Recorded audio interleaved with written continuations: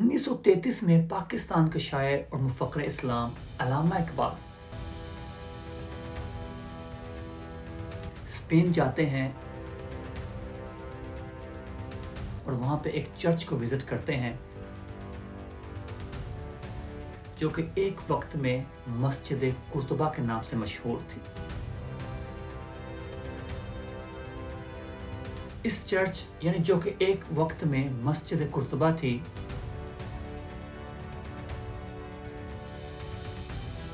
علامہ اقبال کو اتنا رلایا کہ علامہ اقبال روتے گئے اور اسپین پر ایک طویل اور مکمل نظم لکھ ڈالی۔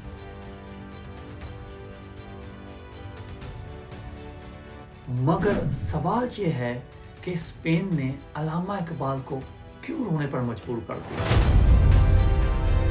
اسپین جو کہ یورپ کا ایک خوبصورت ترین شہر ہے، مگر ایک وقت تھا جب مسلمانوں نے یورپ کے اس شہر اسپین پر 800 سال حکومت کی۔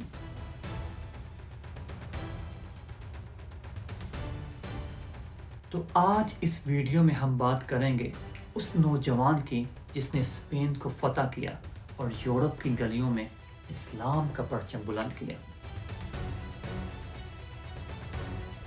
اور مزید بات کریں گے کہ اسپین کو کیسے فتح کیا اور پھر کیا وجہ بنی کہ وہ علاقہ جہاں پہ مسلمان کبھی آباد تھے آج ان کا نام و نشان نہیں ہے اور وہاں پہ مذہب عیسائیت ہے۔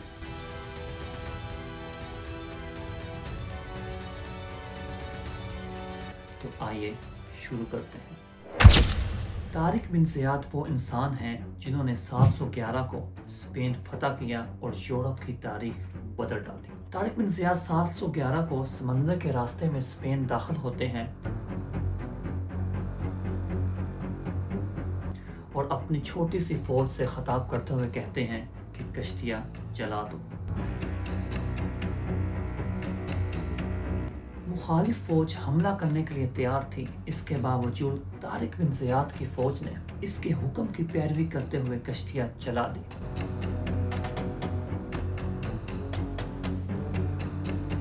اس کے بعد طارق بن زیاد نے اپنی قوم سے ایک تاریخی خطاب کیا جس نے یورپ کی دیواریں ہلا دی۔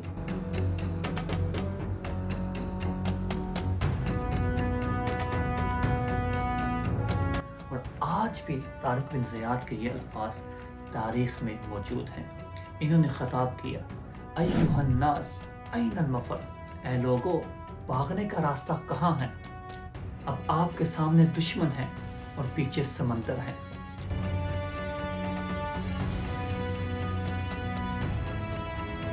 ہم اللہ کے لیے لڑتے ہیں، یا تو ہم یہاں فاتح ہوں گے یا شہادت ہمارا مقدر ہوگی، تیسرا کوئی راستہ نہیں۔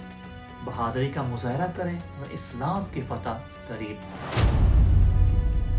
طارق بن زیاد کی اس تقریر نے مسلمانوں کے حوصلے بلند کر دیے، اور کہا جاتا ہے کہ طارق بن زیاد ایک آزاد کردہ غلام تھے۔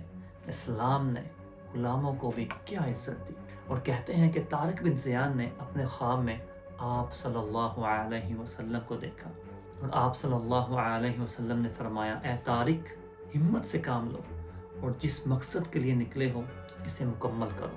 اس کے بعد طارق بن زیاد نے آپ صلی اللہ علیہ وسلم اور ان کے صحابہ کو اسپین میں داخل ہوتے دیکھا۔ طارق بن زیاد مسکراتے ہوئے بیدار ہوتے ہیں، اور اسی لمحے سے طارق بن زیاد کو اپنی فتح پر کبھی شک نہیں ہوا۔ خیر، طارق بن زیاد اپنی فوج کی قیادت کرتے ہوئے ایک چٹان پر اترے، جسے اسپین میں آج بھی ان کے نام کے بعد جبل الطارق کہا جاتا ہے۔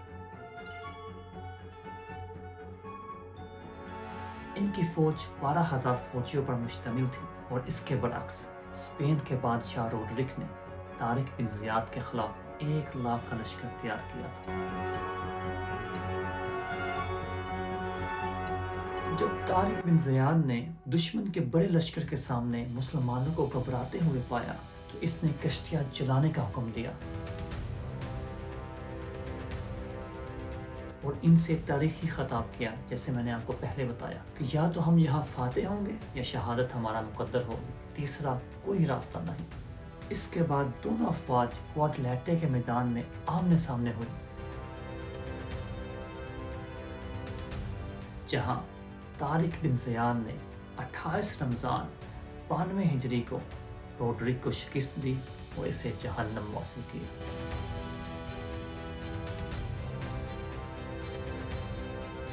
शिकस्त खुर्दा फौज टोलेडो की तरफ पीछे हट गई। तारिक बिन ज़ियाद ने इनका ताक़ब करने के लिए अपनी फौज को 4 हिस्सों में तकसीम कर दिया। एक कुर्तबा की तरफ बढ़ी और दुश्मन फौज को ज़ेर किया, दूसरे ने मुर्सिया पर कब्जा किया और तीसरा जरागोसा की तरफ बढ़ा और तारिक बिन ज़ियाद खुद टोलेडो की तरफ बढ़ा। शहर ने बगैर किसी मुज़ाहमत के हथियार डाल दिए और स्पेन में बादशाह रोडरिक की हुकूमत का खात्मा हो गया।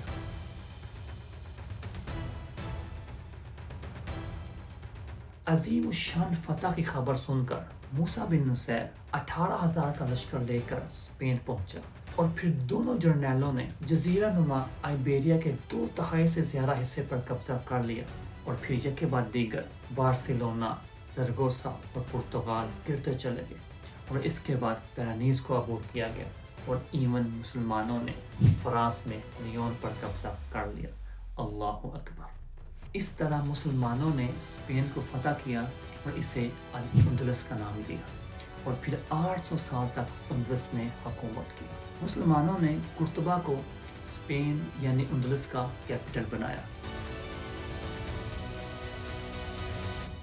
और फिर मुसलमानों ने कुर्तबा में ऐसी हिकमत अमली अपनाई कि कुर्तबा शहर अपनी शान और शौकत, तामीर और सिस्टम में बगदाद को भी पीछे छोड़ गया और इसे द ऑर्नामेंट ऑफ वर्ल्ड यानी दुनिया का जेवर करार दिया गया। यानी आप इस शहर को आज का न्यूयॉर्क कह सकते हैं।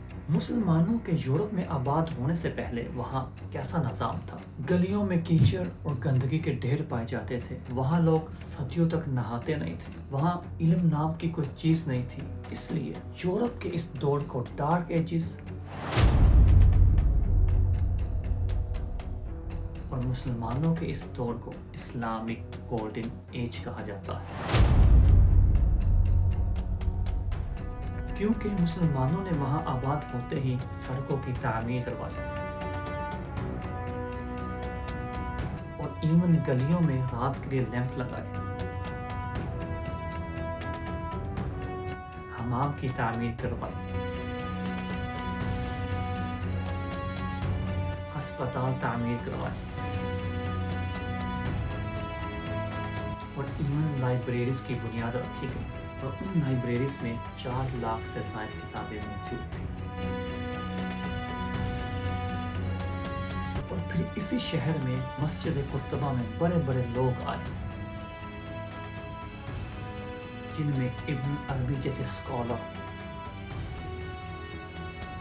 अल-ज़ुहरावी जैसे सर्जन जिन्हें आज भी फादर ऑफ सर्जरी कहा जाता है, और इब्न रुश्द जैसे फ़लसफ़ी जिन्होंने एरिस्टोटल के फ़लसफ़े को समझाया। अब आप अंदाज़ा लगा सकते हैं कि जब अल्लामा इक़बाल मस्जिद कुर्तबा गए, जो कि आज मौजूदा वक्त में एक चर्च में तब्दील हो चुकी है, क्यों रोने पर मजबूर हो गए। शायद इन्हें आज से 600 साल पहले वही शान और शौकत दिखाई दी हो कि जब मुसलमान पूरी दुनिया पर हुक्मरान थे, और शायद फिर इन्हें अजीम स्कॉलर दिखाई दिए हों जो कि हर शोबे में फादर हैं, ख़ां वो मेडिसिन हो, ख़ां वो एविएशन हो, ख़ां वो सर्जरी हो, ख़ां वो मैथमेटिक्स हो। Even you can search for your satisfaction. यही वजह थी कि अल्लामा इक़बाल मस्जिद कुर्तबा में रोए, क्योंकि आज भी हमारा ज़वाल ही चल रहा है। अब बात करते हैं कि मुसलमानों से स्पेन कैसे छिन गया और आज वहाँ पे उनका कोई नामो निशान नहीं।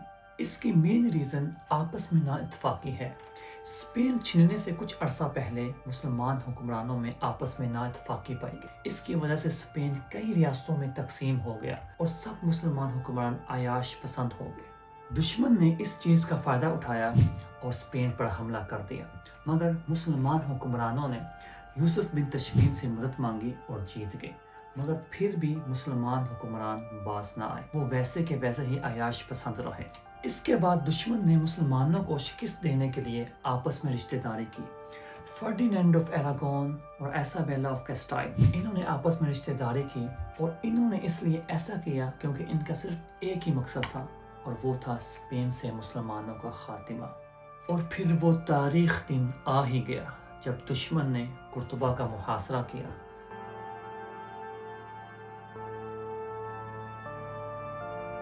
اور مسلمانوں کو شکست ہوئی اور وہاں پہ عیسائی حکومت قائم ہوئی، اور وہ جگہ جہاں مسلمانوں نے 800 سال تک حکومت کی آج ان کا نام و نشان نہیں۔